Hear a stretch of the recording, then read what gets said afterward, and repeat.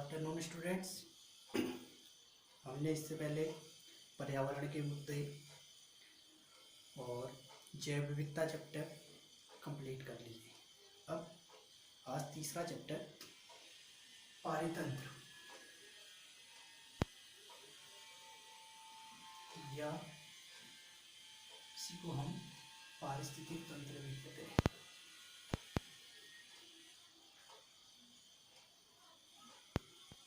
इसको हम पढ़ रहे हैं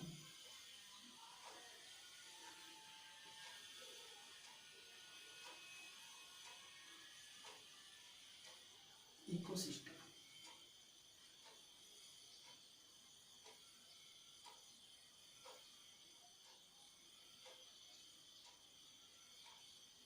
बात करते हैं हम पारितंत्र या पारिस्थितिक तंत्र की, इकोसिस्टम की। होता क्या है? जो पारिस्थितिक तंत्र शब्द है, इसका जो प्रयोग था वह सर्वप्रथम 1935 में इंग्लैंड के जो वैज्ञानिक थे एजी टेंसले, उन्होंने इस शब्द का सर्वप्रथम प्रयोग किया था। इनके अनुसार जो हमारा पारिस्थितिक तंत्र होता है वह किसी भी प्रकृति की एक क्रियात्मक इकाई होता है, या सीधे सीधे कहें तो पारिस्थितिक तंत्र जो है वो प्रकृति की क्रियात्मक इकाई होती है, जिसमें सभी जीव एक दूसरे को प्रभावित करते रहते हैं तथा जैविक व अजैविक जो हमारा वातावरण है उसके घटकों के साथ रहकर ये कार्य करना शुरू करता है। अगर इसकी बहुत सरल परिभाषा देखें तो हम कह सकते हैं कि जो वातावरण के जैविक और जो अजैविक घटक होते हैं,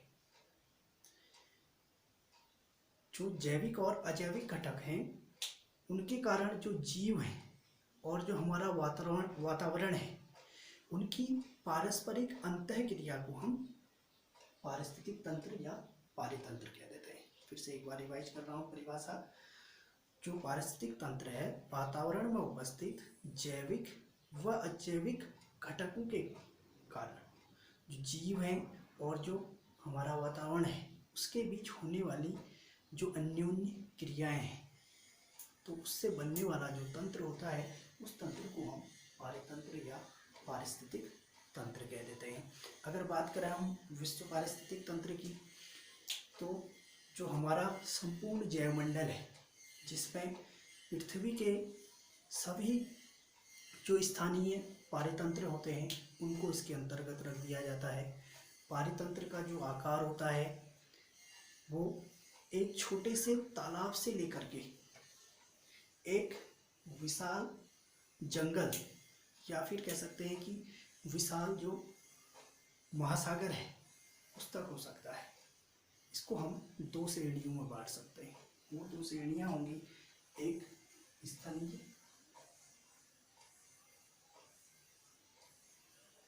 और दूसरा हो सकता है जलीय।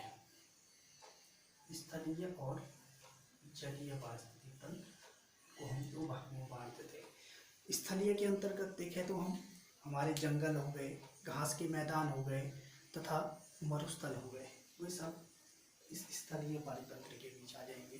अगर हम जलीय पारिस्थितिक तंत्र की बात करें तो इसमें झीलें हो गई, तालाब हो गए, ऐसे ही दलदलीय जो क्षेत्र होते हैं, ऐसे ही जो नदियां हैं, ज्वार भाटा जो आते हैं, सागर जो हैं, वो सब जलीय पारिस्थितिक तंत्र के बीच आ जाते हैं। उसके बाद बात कर रहे हैं हम पारिस्थितिक तंत्र के प्रकारों की।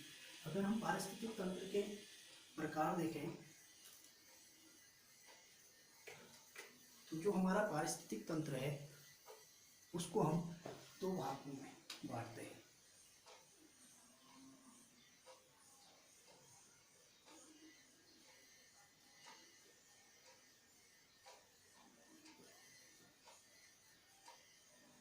इसके जो दो भाग होंगे वो होगा प्राकृतिक पारिस्थितिक तंत्र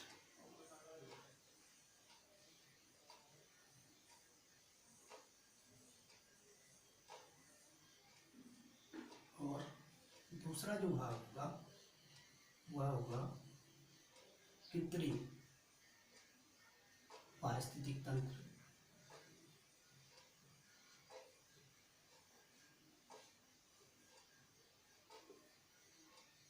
पहला जो पार्ट पढ़ रहे हैं हम प्राकृतिक पारिस्थितिक तंत्र अर्थात नेचुरल इकोसिस्टम, अर्थात प्रकृति में प्राकृतिक रूप से पाया जाने वाला जो पारिस्थितिक तंत्र होगा उसको हम प्राकृतिक पारिस्थितिक तंत्र कह देते हैं। इसको हम दो भागों में बांट देते हैं, एक स्थलीय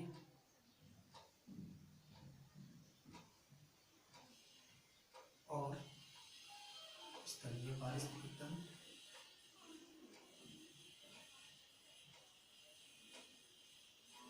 दूसरा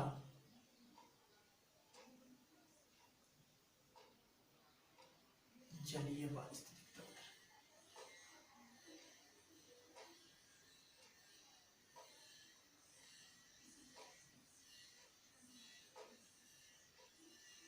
जो स्थलीय पारिस्थितिक तंत्र है इसके अंतर्गत वन का पारिस्थितिक तंत्र हो गया, या फिर कह सकते हैं जंगल का पारिस्थितिक तंत्र हो गया, पर्वतीय पारिस्थितिक तंत्र हो गया, मरुस्थलीय पारिस्थितिक तंत्र हो गया। ऐसे ही हम कह सकते हैं घास के जो बड़े मैदान होते हैं उनका पारिस्थितिक तंत्र का अध्ययन हम स्थलीय पारिस्थितिक तंत्र के अंतर्गत करते हैं। और जो जलीय पारिस्थितिक तंत्र है, जलीय पारिस्थितिक तंत्र को फिर से हम दो भागों में बांट देते हैं। पहला होता है अलवणीय पारिस्थितिक तंत्र,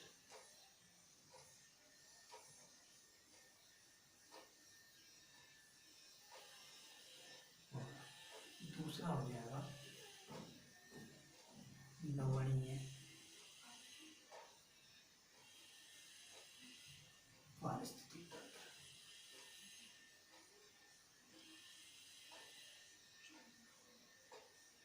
अगर हम अलवणीय अर्थात जहाँ पर लवण प्रेजेंट नहीं रहते, जैसे मैंने कह दिया तालाब का पारिस्थितिक तंत्र हो गया, नदी का पारिस्थितिक तंत्र हो गया, झरने का पारिस्थितिक तंत्र हो गया, झीलों का पारिस्थितिक तंत्र हो गया, कोई सब अलवणीय पारिस्थितिक तंत्र के अंतर्गत इनका अध्ययन करेंगे।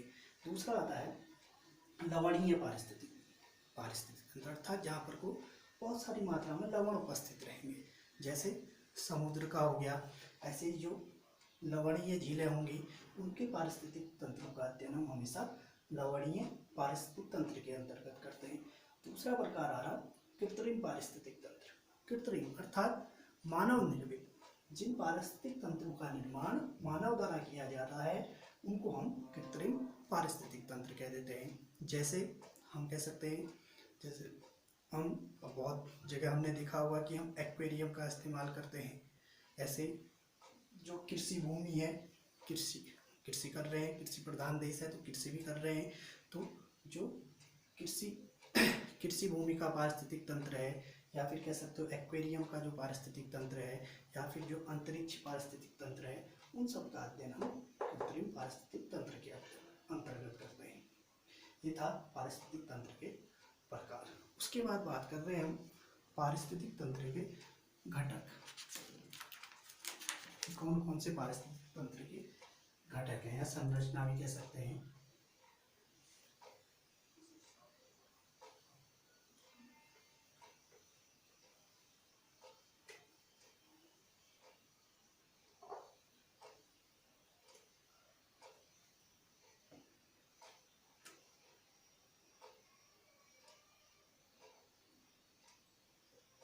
पारिस्थितिक तंत्र की संरचना कहें या घटक कहें,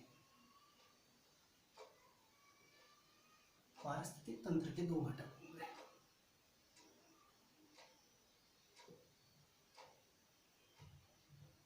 एक हुआ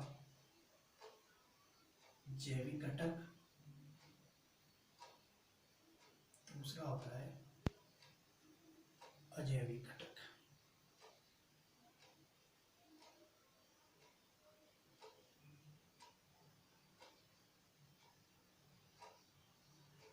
जैविक घटक को हम फिर से में बांट रहे हैं, परिभाषा बताते हैं इनकी क्या है।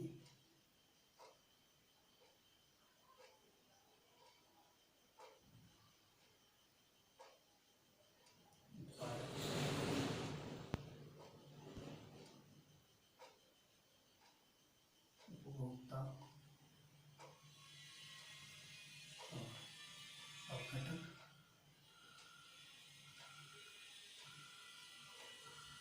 उत्पादक भी दो प्रकार के होंगे, स्वपोषी, दूसरा रासायनिक पोषक।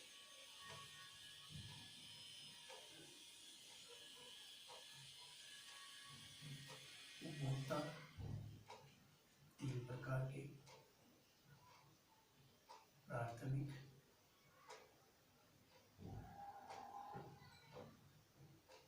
द्वितीयक,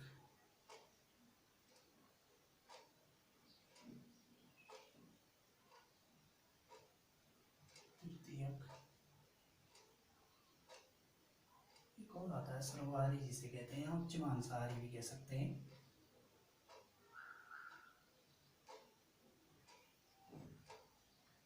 ये अपघटक तीसरा। उसके बाद जैविक घटकों की बात करें तो जैविक घटक जो होंगे इसके अंतर्गत कार्बनिक पदार्थ,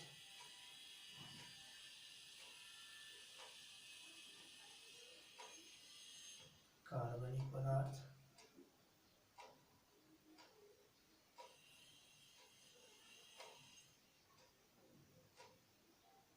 और जलवायु, ये अजैविक घटक के अंतर्गत आते हैं। पहले बात कर रहे हैं हम जैविक घटक कि जैविक घटक होता क्या है।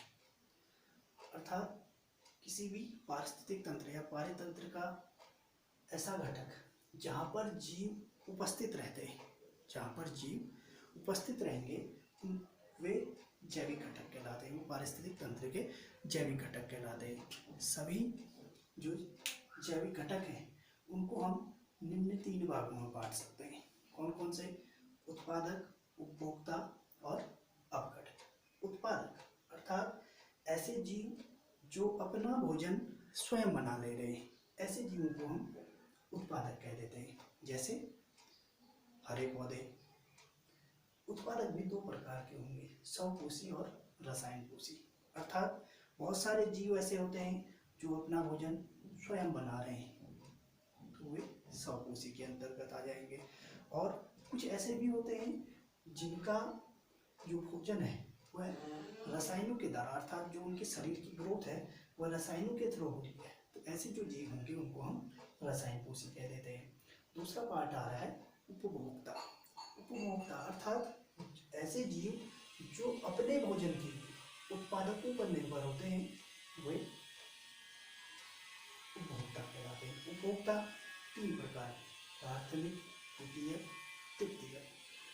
अर्थात जैसे अगर हम प्राथमिक को समझे, द्वितीयक को समझे या तृतीयक को, या सर्वाहारी है क्या, इनको समझने का प्रयास करेंगे। जैसे मैंने कहा कि जो उत्पादक थे वे हरे पेड़ पौधे थे, इनसे जो अपना भोजन था वह ले लिया गाय ने, या फिर कह सकते हो टिड्डा, या फिर कोई सा भी कीट पतंग हो सकता है। इनसे अपना जो भोजन लिया वो लिया मेढक ने, और गाय में ले लो सियार, भेड़िया भी कह सकते हैं, सियार कहो या फिर भेड़िया कहो, इनको ले लिया। इनसे अपना जो भोजन था वो ले लिया। यहाँ पर चिड़िया भी आ सकता था, देखो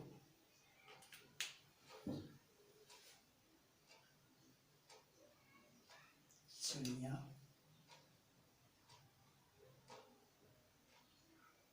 इनसे जो अपना भोजन था वह ले लिया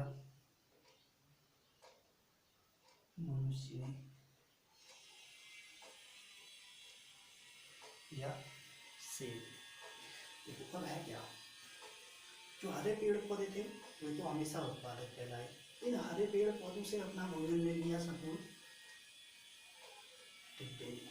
तो जो ये टिड्डा होगा ये प्राथमिक उपभोक्ता होगा, क्योंकि ये अपने भोजन के लिए छोटे मोटे पेड़ पौधों पर निर्भर था। इस टिड्डे को अपने भोजन के रूप में ले लिया चिड़िया ने। तो ये जो चिड़िया थी ये द्वितीय उपभोक्ता। ऐसे ही इस चिड़िया का जो भोजन था वो सांप ने कर लिया, या फिर कह सकते हैं किसी अन्य जीव ने कर लिया। तो जो ये सांप हो गया ये तृतीय उपभोक्ता। इस सांप का भोजन कर लिया गिरद्ध ने, बाज जिसे कह रहे हो। तो ये जो गिरद्ध हो जाएगा ये सर्वाहारी हो जाएगा। अगर हम यहाँ जाएं तो हरे पेड़ पौधे उत्पादक, इनसे अपना भोजन ले लिया गाय ने, प्राथमिक उपभोक्ता। गाय का भोजन कर लिया भेड़िया ने, अर्थात मार दिया उसने हम, तो भेड़िया द्वितीय, भेड़िया को खा लिया शेर ने, तो शेर हो जाएगा तृतीय उपभोक्ता। और इससे अपना भोजन ले लिया गिरद्ध ने, अर्थात जब ये मृत हो गया। या फिर जो शेर है ये शेर तृतीय उपभोक्ता, तो गिरद्ध आ जाएगा सर्वाहारी के रूप में। तीसरा पार्ट आ रहा है इसका अपघटक। अपघटक अर्थात डिकम्पोजर्स, ऐसे जीव जब इन सब की मृत्यु हो जाती है, अर्थात जो तृतीय उपभोक्ता था या सर्वाहारी था इन सब की मृत्यु हो गई, और मृत्यु होने के पश्चात इन सबको डिकम्पोज करने का जो कार्य था, जो जीव इनको डिकम्पोज कर रहे होंगे वे अपघटक कहलाते हैं। जैसे हम कवक ले सकते हैं, अर्थात फंगस है, तो ये सब अपघटक के अंतर्गत आ जाएंगे। कवक हैं या फिर छोटे छोटे जो भी जीव होते हैं जो अपघटनकर्ता का कार्य कर रहे होंगे, मेनली कवक, उनको हम अपघटकों के अंतर्गत रख लेते हैं। दूसरा आ रहा है अजैविक घटक, अर्थात निर्जीव पदार्थों को, जो हमारा वायुमंडल है या जो इकोतंत्र है, हमारा पारिस्थितिक तंत्र है, वहाँ पर उपस्थित जो भी निर्जीव पदार्थ होंगे तो वो अजैविक घटक कहलाते हैं। इसके अंतर्गत तीन चीजें आती हैं, अकार्बनिक पदार्थ, कार्बनिक पदार्थ और जलवायु। अकार्बनिक पदार्थ मतलब अकार्बनिक, अर्थात जहाँ पर कार्बन उपस्थित नहीं है। तो जैसे कह सकते हैं हम सल्फर हो गया, ऑक्सीजन हो गया, नाइट्रोजन हो गया, फॉस्फोरस हो गया। तो ये सारे जो आवश्यक तत्व हैं उनको हम अकार्बनिक पदार्थों के अंतर्गत रख लेते हैं। जो ये तत्व होंगे, अर्थात जो भी हाइड्रोजन था, ऑक्सीजन था, नाइट्रोजन था या फॉस्फोरस था, ये सभी कार्बनिक पदार्थों का संश्लेषण करते हैं। इन सब का जो हमारा पारिस्थितिक तंत्र है, इन सब का वहाँ पर लगातार चक्रण होते रहता है। सबसे पहले इन पदार्थों का उपयोग ये उत्पादक करेंगे, और उत्पादकों के करने के बाद ये मुक्त होकर हमारा जो वायुमंडल है तो वहाँ पर ये आते रहते हैं, और उसके बाद जब ये हमारे वायुमंडल पर पहुँच जाएंगे, यहाँ से यह चक्र जो है लगातार आगे की ओर चलता रहता है। ये तो थे अकार्बनिक पदार्थ। दूसरा आ रहा है कार्बनिक पदार्थ, अर्थात जब जो जीव थे, जीवों की जब क्या हो जाती है, मृत्यु हो जाती है, तो मृत्यु होने के पश्चात जो कार्बनिक पदार्थ होंगे वे वातावरण में मिल जाते हैं। तो मेनली इस कार्बनिक पदार्थ के अंतर्गत हम जो लिपिड्स हैं या फिर प्रोटीन है, कार्बोहाइड्रेट है, वसाएं हैं, वे सारी चीज़ें इन कार्बनिक पदार्थों के अंतर्गत आ जाती हैं। तीसरा आ रहा जलवायु। यह एक जो पारिस्थितिक तंत्र है उसका सबसे जो जटिल घटक होता है वह जलवायु होती है। इस जलवायु के अंतर्गत हम प्रकाश हो गया, जल हो गया, वर्षा हो गई, आर्द्रता हो गई, तापमान हो गया, इन सारी चीज़ों का, ये सारे जो कारक होंगे या जो सारी चीज़ें होंगी वे सब जलवायु के अंतर्गत आ जाती हैं। ये थे पारिस्थितिक तंत्र के दो घटक, जैविक और अजैविक घटक। फिर उसके बाद बात कर रहे हैं हम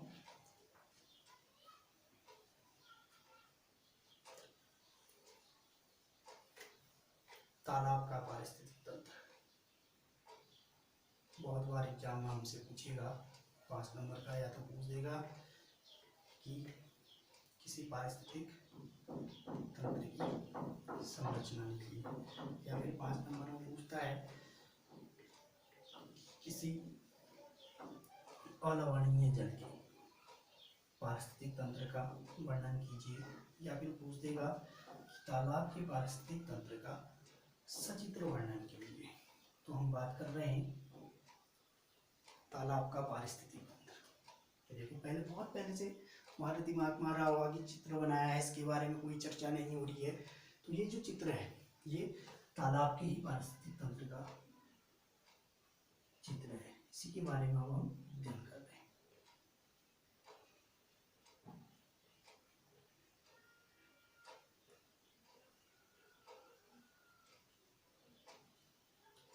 अगर हम तालाब के पारिस्थितिक तंत्र की बात करें तो इसके अंतर्गत भी 2 घटक आ जाएंगे।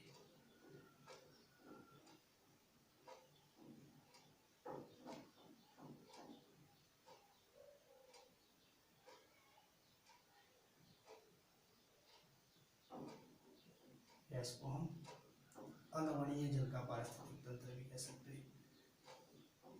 तालाब के पारिस्थितिक तंत्र में पहला घटक आएगा जैविक घटक,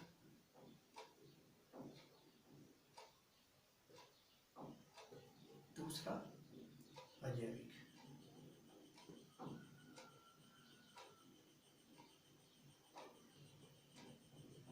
अजैविक घटक में नहीं, मैंने बताया था जो पारिस्थितिक तंत्र के घटकों की बात कर रहे थे, तो वही चीज यहाँ पर आ जाएगी। अकार्बनिक पदार्थ, जैसे हमने पारिस्थितिक तंत्र के जो घटकों में बात करी थी वही चर्चा हम इन पे भी कर देंगे। दूसरा कार्बनिक पदार्थ, और तीसरा आ जाएगा जलवायु। इन तीनों की ही चर्चा हम अजैविक घटकों के अंतर्गत कर देंगे। जो जैविक घटक हैं यहाँ पर देखिए सारा, अगर अजैविक घटक हैं तो जो ये मृदा थी, फिर यहाँ पर उपस्थित जो जल है, सूर्य के विकिरण है, जो किरणें पड़ रही हैं इस पर, तो ये सारी चीज़ें कि तापमान कितना है इसका, ये सारी चीज़ें अजैविक घटकों के अंतर्गत आ जाएंगी।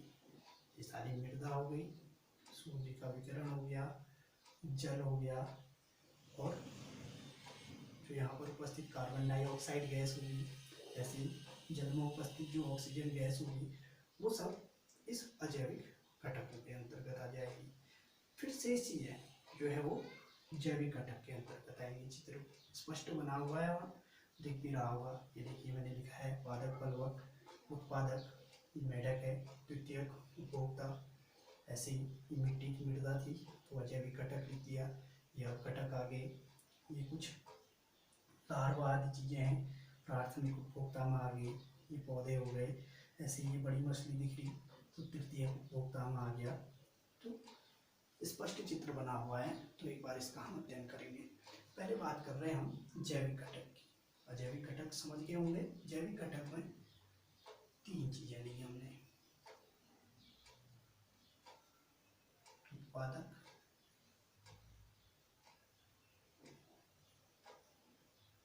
उपभोक्ता और घटक। और उत्पादक है क्या यहाँ पर? अगर हम जल के पारिस्थितिक तंत्र की बात कर रहे हैं तो यहाँ पर जो उत्पादक होंगे, उत्पादकों का हमेशा जो कार्य होगा वह फाइटोप्लैंक्टन हो गए, या यहाँ पर उपस्थित जो भी एल्गी होगी अर्थात शैवाल हो गए, और तैरने व जो जल निमग्न पौधे होते हैं, ये हमेशा उत्पादकों का कार्य कर रहे हैं। जैसे ये जल निमग्न पौधे हो गए, ये पौधे हो गए, ये पादप पलवक हो गए, तो ये सब चीज़ें उत्पादक का कार्य कर रहे होंगे। ये फूल बने हुए हैं, ये सब उत्पादक का कार्य करेंगे। दूसरी बात कर रहे हैं उपभोक्ता, अर्थात उपभोक्ता की बात करें तो इसके अंतर्गत हो गए प्लांक्टन हो गए, स्वतंत्र पलवी हो गए, तथा जो इस जल में रहने वाले जीव हैं, या इस जल के तले में रहने वाले जो भी जीव हैं वो सब उपभोक्ता के अंतर्गत आ जाएंगे।